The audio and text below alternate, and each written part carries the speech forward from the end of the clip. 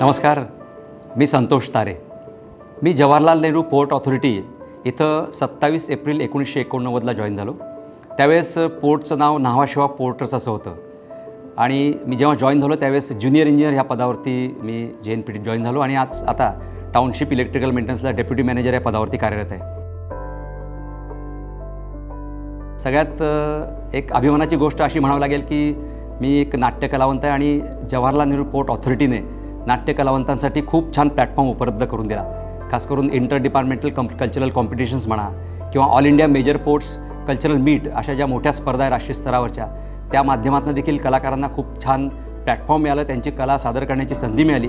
त्यामध्ये सुद्धा मला भाग घेता आला आणि अनेकदा JNPAच्या टीमने खूप घवघवीत असे यश देखील मिळवलं, बऱ्याच वेळा ट्रॉफी देखील मिळवली. त्यामुळे एक छान असा अनुभव आला जवाहरलाल नेहरू पोर्टच्या ह्या संपूर्ण कल्चरलच्या ॲक्टिव्हिटीजमध्ये भाग घेताना म्हणा किंवा त्या प्रवासामध्ये म्हणा. आणि अर्थात अजून एका गोष्टीचा उल्लेख करावासा वाटतो ते म्हणजे मुलांची शिक्षणं ते देखील खूप छान पद्धतीने आतापर्यंत पार पडलीत आणि छान त्यांना नोकऱ्या देखील लाभल्यात. मला वाटतं इनडायरेक्टली म्हणा डायरेक्टली म्हणा जवाहरलाल नेहरू पोर्ट ऑथॉरिटीचं यामध्ये खूप मोठं यश आहे. Thank you JNPA.